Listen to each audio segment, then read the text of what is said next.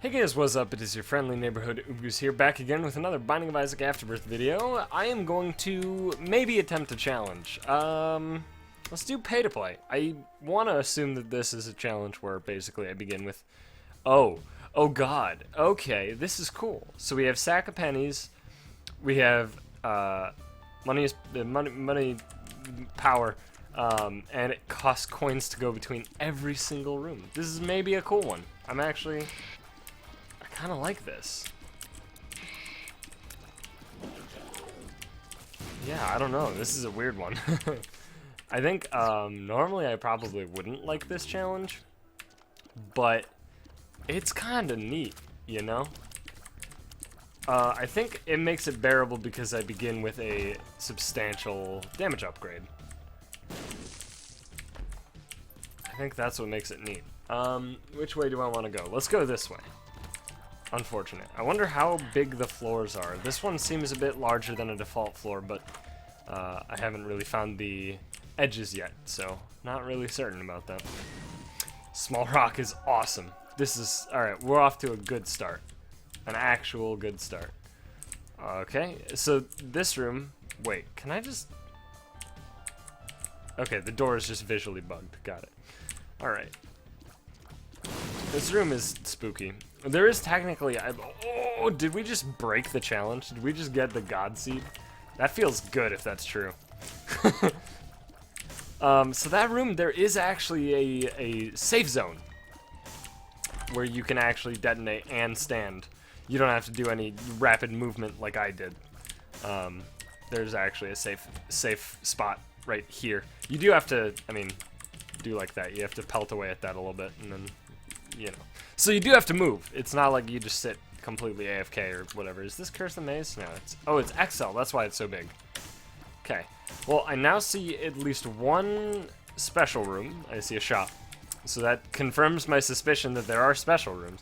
I don't know if there are item rooms yet. That is not confirmed yet. By me, at least. I mean, I guess I can throw every key away at these. There's literally no bad thing. And also we have to go to Isaac, by the way, not to the chest, so that's another thing. I don't have to worry about saving keys for the chest or something like that. It's a weird positioning for the boss to be. I like it, but it is weird. Let's find out if we, looks like no item rooms. Looks like we do not get item rooms. That's probably okay. I think that's fine because we started with money equals power. If we didn't, then I'd be a little bit upset about it, but I'm pretty happy as it is. I'm fairly happy with this, to be completely honest with you. You have to pay to enter the boss room. That's interesting. And you have to pay between boss rooms, which I guess kind of makes sense. This is just, I don't know, this is a bit to take in, you know? Also, by the way, saw The Martian. Holy fuck, that movie's great. Why did nobody tell me to see it earlier? Holy shit, man. Like, alright, let me... Oh, Monstro Duke? Didn't know that was possible. I mean, I guess I kind of knew. I was about to say, I didn't know you could get two different bosses in a Double Trouble, but I did know that, so that's just completely bullshit, and I'm lying. But yeah, so I saw the movie The Martian, which is the movie starring Matt Damon, as well as, I mean, a bunch of other actors. Obviously, the focus is on Matt Damon because he is Mark Watney, and that is basically the main character of the movie. But awesome cast. Honestly, I had lost a lot of faith in Ridley Scott after the Prometheus incident, but you know what? I think The Martian might have revitalized it for me. You know what? Let's take it. See what's the worst that could happen. It slows me down substantially. That's the worst thing. These are great. I want both of these. That's awesome. Yeah, so I lost a little bit of faith in Ridley Scott because of Prometheus, because that movie was, in my opinion, an abomination. A lot of people seem to disagree and think that it was a fine movie, but I did. It's like a 1 out of 10 for me, right? Prometheus is like a 1 out of 10 for me. The Martian, though, The Martian is like probably close to a 9. That's probably a bit generous, but I think around 9 is where I'd put it. Out of 10, right? 9 out of 10. Which is very, very generous. I'll wholeheartedly agree. That's a very, very generous thing to give it, because I don't. My personal rating of movies, I like to keep it low. You know, I like to curb expectations, I guess.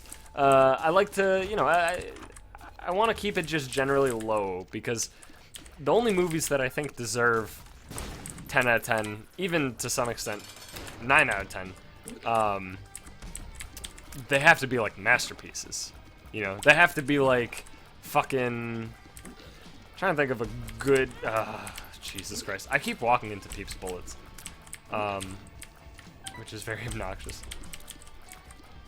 Oh wait, shit! Do I have a permanent the greed effect? Because I just dropped a coin upon being hit. I feel like it's a permanent greed effect. Woo! Whoa! Hey! Hello! Yeah, shit, yeah.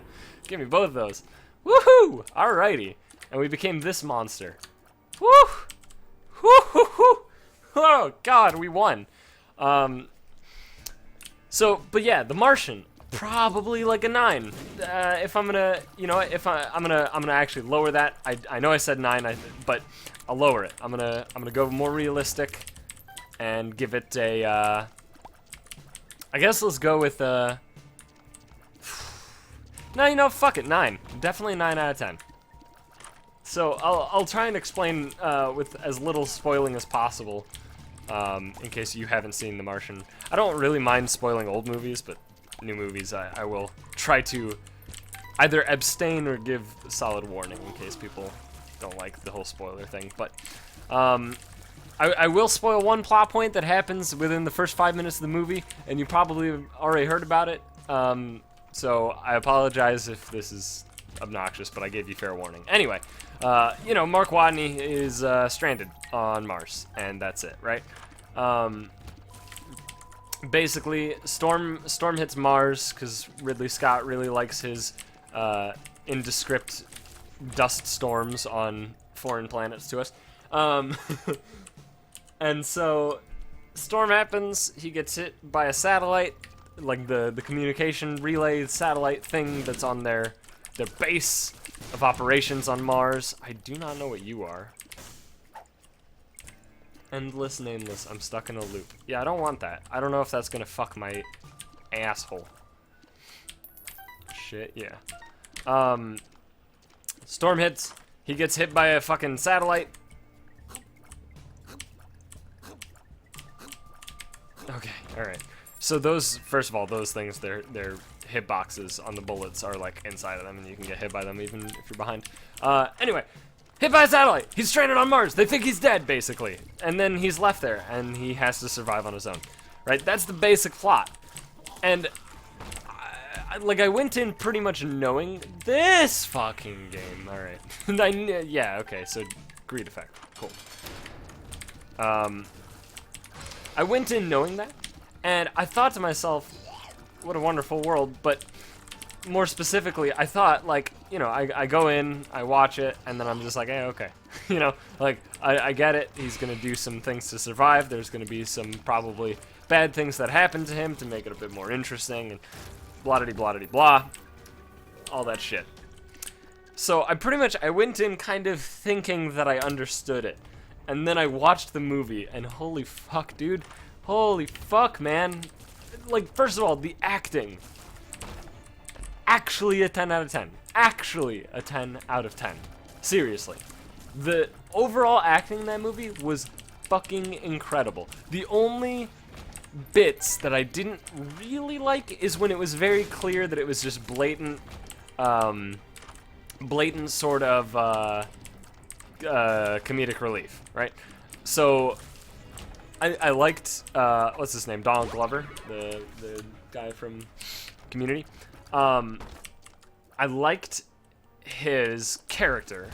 I liked what his character did. I pretty much liked it all about his character, except that it felt like, because when he was describing the thing, he was like, making spaceship noises, right? And I thought that was a bit far-fetched. I don't know, that to me felt like it was a little overdone. And there were a few moments like that. That's not the only one. But there were definitely a few moments in the movie where I just kind of felt like, whatever.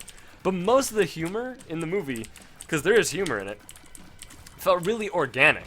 It felt like it was just people actually joking around, like real human beings, not like hypothetical comedic situations drafted up on a piece of paper and then acted out, like it's a stand-up routine or something. You know, it felt like actual situations, actual things people would say to each other, and they laughed at it as people do, right? I liked that. It was so nice. For example, Matt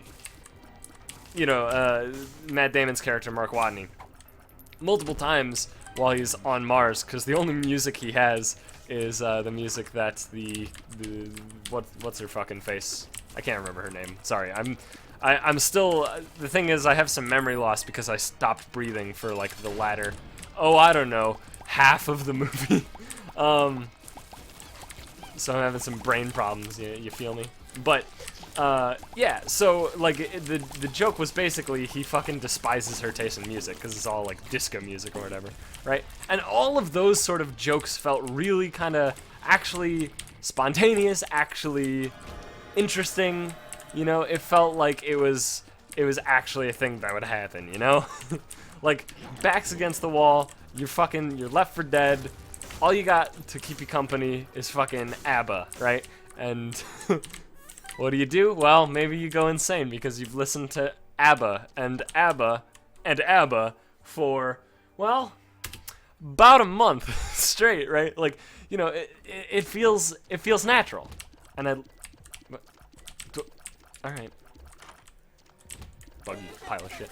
And I liked that. I liked that a lot because I'm so fucking sick of these like stand-up routines being written into dialogue. And here's the thing, I'll entirely admit, comedy writing in movies is hard, right? It's very hard.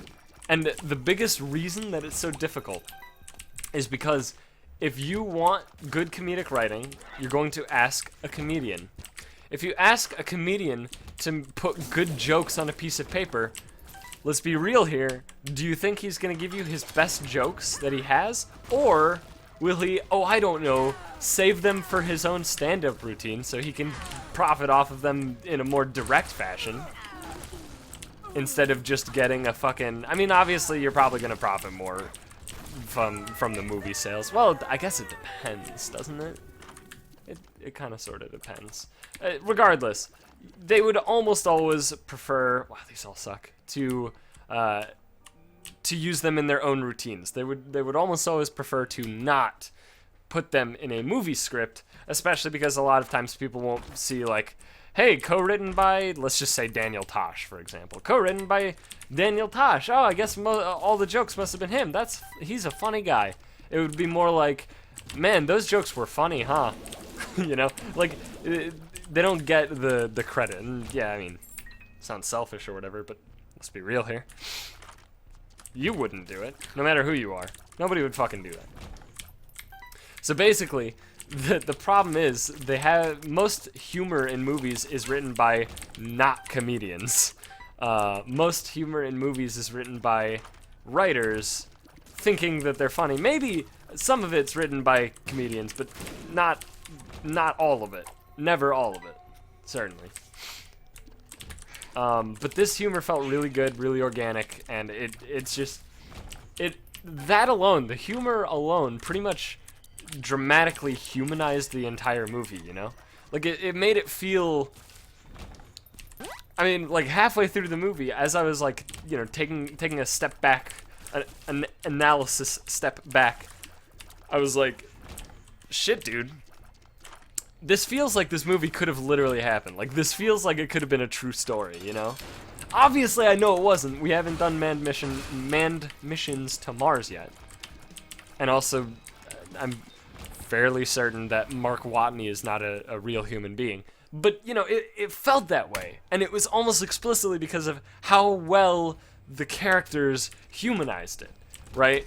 And then there's a lot of moments where the characters show very dramatic emotions.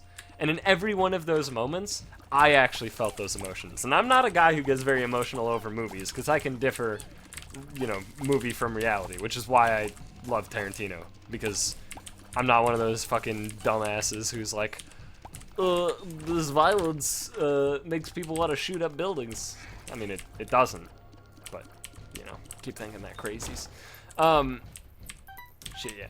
But, like, yeah, normally I don't get very emotional at movie or show-related things, but holy fuck, dude, I was feeling it. I was immersed into that fucking fictional world where fucking Mark Watney was left on a planet completely on his own on accident. Like, holy fuck, that's some deep shit, you know? Just to take that all in. Ugh, it's honestly phenomenal. That movie was just phenomenal. Really it was.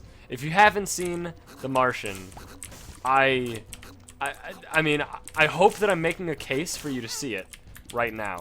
And if I'm not, I'm sorry for doing such a horrible job. But, shit, man. If you haven't seen The Martian, seriously, watch it.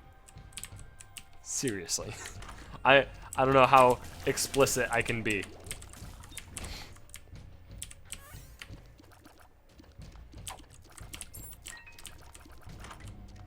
Yeah, I don't know. I pretty much have nothing else to say unless I want to start bringing in spoilers and shit, which I do not at this point.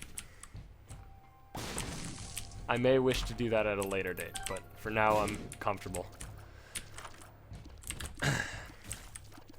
It's really good. Is really good. That's all I gotta say, man.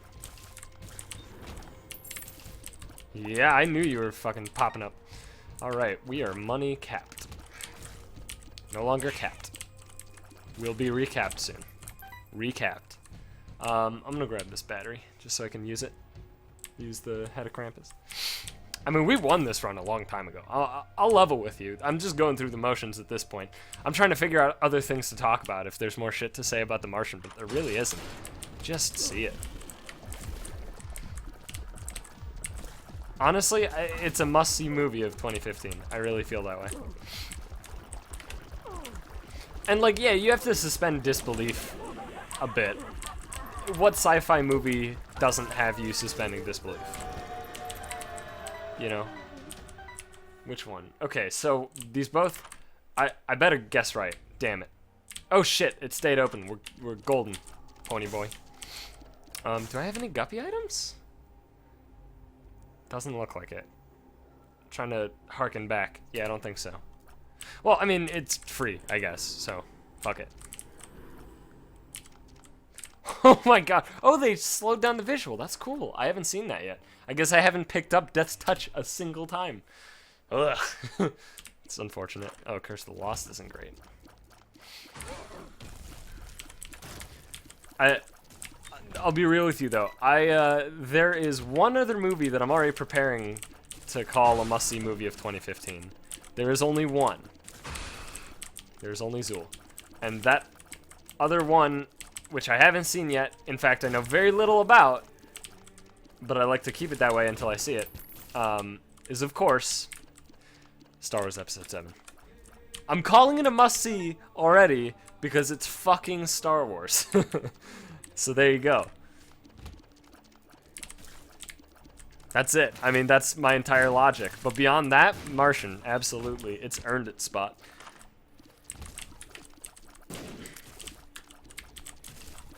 I mean, I'm not the kind of guy generally to say, like, must-see movie, but really, I do think Martian is that. I really do. I feel so strongly about it. And here's the other thing, too. So, I have, you know, must-see movies for me and people like me, but I actually, because I have my mom around, I get to kind of bounce ideas to some extent off of her. And occasionally, when she sees movies with me and my dad, in fact, most of the time that she sees movies with us, she's like, well, I mean, it was fun, but I couldn't take it or something, right? Like, a lot of the time she gets really stressed out, or it's just not her cup of tea, you know? And that's fine. I'd consider her a fairly normal person when it comes to movies.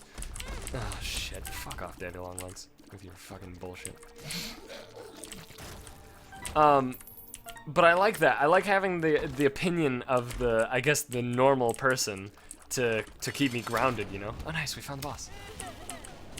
Because I like, you know, I would probably put, like, Pulp Fiction on my must-see movies for me and people like me, right? But my mom would despise Pulp Fiction, mostly because they say fuck all the goddamn time, and also there's a lot of dark shit in that movie. And she's one of those people who really, you know, enjoys Disney movies and the likes. So she's absolutely the wrong target audience for pretty much any Tarantino movie. Shit, man, we beat the shit out of that challenge. That felt good! Mostly because, hey, 2 new pills. Mostly because I actually beat a challenge. That's the part that felt so good, right? How many more challenges do I have? Did I do half? No, I did more than half! I have I Rule, Brains, and Pride Day, and the Guardian left. I refuse to do the Guardian, by the way, until they fix it. So keep that in mind. The other ones, I don't know if I'm going to do them on the next episode. We'll find out. Probably not, though. I'm going to warn you right now, probably not going to see another challenge in the next episode. But I do have to do everything, so I will at some point. Don't worry about it. But thanks for watching, guys. I hope you enjoyed this episode. If you did, please be sure to leave a like, comment, subscribe, if you would. You know, keep on the lookout for the next video. At the moment, I am in a pace of 3 uploads a day. 2 regular Afterbirth videos of whatever the fuck I want related to Afterbirth, and 1 daily every day. And that is the schedule for now. And for the foreseeable future, it might change at some point. I am unsure. I pretty much just, you know, upload video games that I'm enjoying playing. So, yeah. So if at any point I ever get bored of Binding of Isaac, then I'll probably stop playing it. But spoiler alert, I probably won't get bored of it for years. So, anyway, yeah, thanks for watching, guys. I'll see you in the next one. Also, see The Martian. Good movie.